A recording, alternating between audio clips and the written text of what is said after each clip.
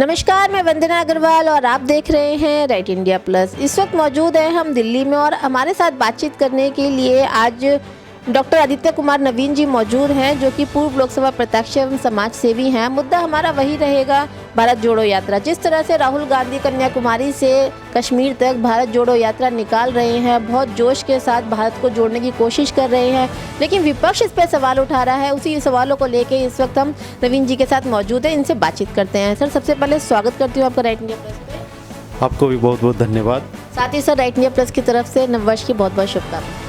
आपको भी नव वर्ष की हार्दिक शुभकामनाएं और आपके माध्यम से जितने लोग इस भारत देश में आपके चैनल के माध्यम से सुनेंगे देखेंगे, उन सबको नव वर्ष की हार्दिक शुभकामनाएं और मैं उनकी सबकी उज्जवल भविष्य और उनकी अच्छे स्वास्थ्य की कामना करता हूं, ताकि 2023 उनके लिए एक मंगलमय साल रहे। सर, आप एक समाज सेवी भी हैं, तो एक समाज सेवी के तौर पे हम आपसे जानना चाहेंगे, जो भारत जोड़ो यात्रा निकल रही है, आप उसको किस नज़र से देखते हैं? देखिए, देखने का सबका अलग अलग नज़रिया है और जहाँ तक मेरी नज़रिया है, देखने का भारत कभी टूटा ही नहीं है। और जब से आज़ादी के बाद हम देखते हैं कि सरदार वल्लभ भाई पटेल ने इस देश को जो टूटने पे था उसको एक किया है। और अभी का जो वर्तमान में जो सरकार है, मोदी जी के जो विचार है, उनके जो काम करने का तरीका है, उसमें कहीं से भारत टूटा नहीं है, बल्कि जो टूटने वाला था वो मजबूती से हमारे देश के साथ आ मिला है। हम सब जानते हैं 370 के बारे में, जम्मू कश्मीर के बारे में, और वो टूटा नहीं है बल्कि जुड़ा है। और कन्याकुमारी से लेकर कश्मीर तक हमारा भारत को कोई तोड़ नहीं सकता, क्योंकि हमारा भारत इतना मजबूत हो गया है कि अब उसको कोई तोड़ने वाला नहीं है। तो हमारा मानना है, मेरा पर्सनल ओपिनियन है कि भारत कभी टूटा ही नहीं है और ये उनकी एक ढकोसला है जो अपना टाइम वेस्ट कर रहे हैं और साथ साथ जिस राज्य में जा रहे हैं उनका भी समय बर्बाद कर रहे हैं। सर, राहुल गांधी जी जो यात्रा निकाल रहे हैं, तो विपक्ष उन पे बहुत सारे आरोप लगा रहा है। कभी उनकी टी शर्ट्स को लेके कमेंट्स करते हैं, कभी वो बोलते हैं कि जो जिस भी पादरी से वो मिले इस यात्रा के दौरान वो देशद्रोही निकला, या फिर मनोज तिवारी जी हैं बीजेपी के, वो भी तंज कस रहे हैं। तो इस पर आप क्या कहेंगे? देखिए, सबका अपना अपना विचार है, देखने का तरीका अलग अलग है। और जो लोग ऐसे बोल रहे हैं, ये बात सही है कि जब हम निकलते हैं तो टी शर्ट जो उनका निकलता है वो 1-1 लाख का टी शर्ट होता है। उनके जूते हैं जो 50-50 हज़ार का जूते होते हैं। जिस जगह पे वो जा रहे हैं, गरीब किसान लोग, उनके पास चप्पल नहीं होते, उनके पास कपड़े नहीं होते। और उस क्षेत्र में जब आप निकल रहे हो ऐसे खर्चे करके, करोड़ों रुपये आप खर्च कर रहे हैं, तो किसी को भी लगेगा कि उनका निकलना सही नहीं है। और रही बात, सभी धर्म में सारे लोग एक जैसे नहीं है। देशद्रोही पादरी भी हो सकता है, मौलवी भी हो सकता है और पंडित भी हो सकता है। और बहुत सारे पंडित और मौलवी और बहुत सारे पादरी जेल में बंद है, क्योंकि उनका पर्सनल काम है। तो हम किसी के ऊपर, किसी धर्म के ऊपर हम नहीं इल्ज़ाम लगा सकते। एक व्यक्ति अगर कोई गलत काम कर दिया तो पूरा उसका कौम गलत नहीं हो सकता। ये मेरा पर्सनल मानना है।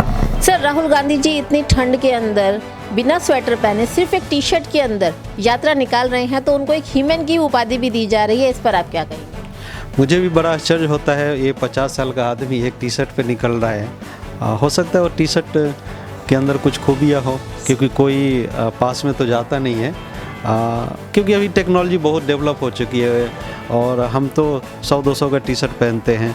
वो सुनना है कि वो लाखों रुपए के टी शर्ट पहनते हैं, तो ऐसा टी शर्ट होगा जो उनके पूरे शरीर में एक ऊर्जा देता हो, तो इसलिए उनको ठंड नहीं लग रही है। सर, राहुल गांधी जी मीडिया पर सवाल भी उठाते हैं। उनका ऐसा कहना है कि मीडिया उनको नहीं दिखाती है, या जो मीडिया दिखाती है वो किसी मजबूरी में दिखाती है। तो इसमें आप क्या कहेंगे? देखिए जी, मीडिया जो है वो हमारे जो स्ट्रक्चर है, संविधान है, उस चौथा स्तंभ कहा गया है। अगर मीडिया नहीं है तो हमें पता नहीं चलेगा कि दूसरे क्षेत्र में क्या हो रहा है। आजकल जो लोग हैं सब अपने आप में व्यस्त है। एक मीडिया ही एक ऐसा जरिया है कि पूरे देश विदेश में क्या घटनाएं हो रही है वो सारी चीज़ें हमें मीडिया के थ्रू पता चल रहा है। तो उनका इल्ज़ाम लगाना मैं उचित नहीं समझता। अगर आज लोग उनको जान रहे हैं कि हाँ आज वो यहाँ जा रहे वहाँ जा रहे, वो सब मीडिया की देन है। मीडिया अगर नहीं होती तो लोगों को पता नहीं चलता। और जो हुजूम जो लोग जो हम देख रहे हैं उनके पास आ रहे हैं, वो इसलिए आ रहे हैं कि वो एक अपने आप को एक सर्कस जैसे पेश कर रहे हैं। उनको कोई इस टाइम कोई सीरियस नहीं लेता सच में। और एक मजाक है क्योंकि एक ऐसे देश ऐसे नहीं चलता। देश बड़े समझदारी के साथ चलता है और देश चलाने के लिए ऐसे नौटंकी नहीं किया जाता। इतने दिन मैंने सुना कि अभी 150 दिन होने वाले हैं, तो 107 दिन हो गए, आने वाले 150 दिन भी हो जाएगा। अभी यूपी जाएंगे, दूसरे जगह जाएंगे। तो इतना काम अगर वो पार्लियामेंट में रह के करते, अपने देश के लिए करते, तो मेरा मानना था कि ये कांग्रेस के लिए और उनकी अपनी पार्टी के लिए, उनकी अपनी छवि के लिए और इस देश के लिए अच्छा होता। और मेरे हिसाब से ये जहाँ जहाँ जा रहे हैं वहाँ पे कांग्रेस मजबूत नहीं होगी, बल्कि वहाँ पे गुटबाजी और होगा। क्योंकि उनकी अंदर मैंने देखा है कि अगर राहुल गांधी किसी के एक कंधे पे हाथ रखते हैं और दूसरे पे नहीं रखता तो दूसरा नाराज़ हो जाता है। तो इससे उनको नुकसान ही है, फ़ायदा नहीं है।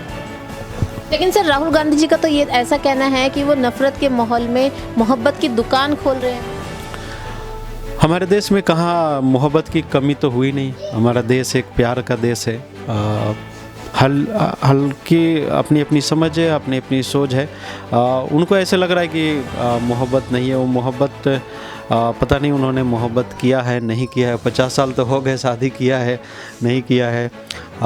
जो शादीशुदा लोग हैं, मैं नहीं किसी के ऊपर पर्सनल इल्ज़ाम नहीं लगाता हूँ, लेकिन ये बोलना कि हमारे देश में नफ़रत है, नफ़रत भरा हुआ है, ये एक्चुअली उनका स्टेटमेंट पूरे संसार में जाता है। तो जो बाहर हमारे देश को देखते हैं, क्योंकि उनका देखने का नज़रिया होता है कि भारत में बड़े प्यार से, बड़े एक दूसरे के साथ मिलजुल के रहते हैं। तो जब उन ऐसे एक व्यक्ति इस तरह का स्टेटमेंट देता है तो हमारे देश की छवि खराब होती है। तो हमारे देश में प्यार मोहब्बत है और हर जगह कुछ ना कुछ थोड़ी बहुत घटनाएं होती रहती है। पूरे संसार में है, हर एक देश में होती है। ऐसे नहीं है कि सिर्फ भारत में, पूरे संसार में छोटी मोटी घटनाएं होती रहती है। हमारा देश अमन प्रेम के साथ चल रहा है और आगे भी चलेगा। जी सर, इन दिनों केजरीवाल जी मीडिया से गायब हो चुके हैं। एमसीडी मिलने की खुशी है या एमसीडी ना संभाल पाने का गम? बहुत कोशिश किया था उन्होंने कि एमसीडी वो पूरी तरह से जीत जाए। उनका तो वो पर्ची लिख के देते थे कि बीजेपी को 20 सीट ही आएगी, बाकी सब उन्हीं को आएगा। 230 जा रहे थे। ऐसे ही उन्होंने दावा किया था। गुजरात में उनकी सरकारें बन रही थी, लेकिन देखा कि वो शायद 5 सीट पे आ गए। और वो भी जो लोग आए हैं वो उनके लोग नहीं हैं, वो भी दूसरे पार्टियों से आए हुए हैं।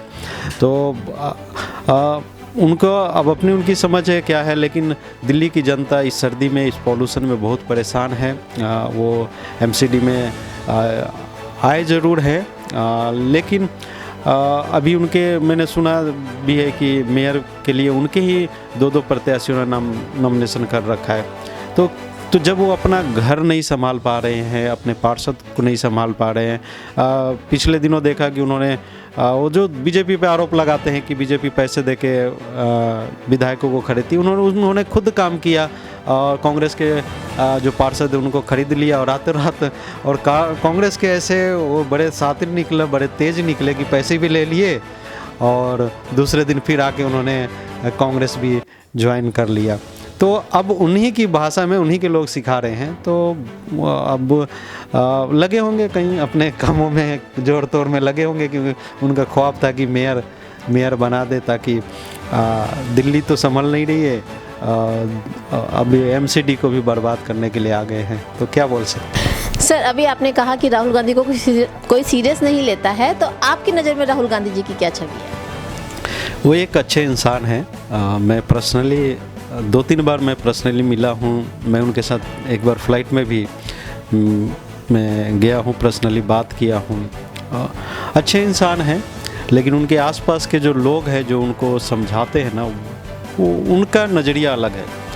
तो इसलिए मेरे हिसाब से मैं उनको यही सलाह दूंगा। हम छोटे लोग हैं, उनको सलाह कौन दे सकते? उनके पास बड़े बड़े सलाहकार जो पैसे लेते हैं सलाह देने के लिए, हम फ्री में सलाह उनको दे रहे हैं कि अपने विवेक पे काम करें और भारत के लिए काम करें, क्योंकि बोलते हैं कि उनके पीढ़ी जो थे वो भारत से बहुत प्रेम, हम भी मानते हैं कि उनके बलिदान है इस देश के लिए, हम इनकार नहीं करते, लेकिन हम उनसे यही रिक्वेस्ट करेंगे कि देश की राजनीतिक हालात को समझें और उन चीज़ों से बचकाने हरकतों से बचे ताकि लोग उन पे जो मजाक उड़ाते हैं वो ना उड़ाने पाए। बचकाना हरकतों से क्या कहना चाहेंगे सर?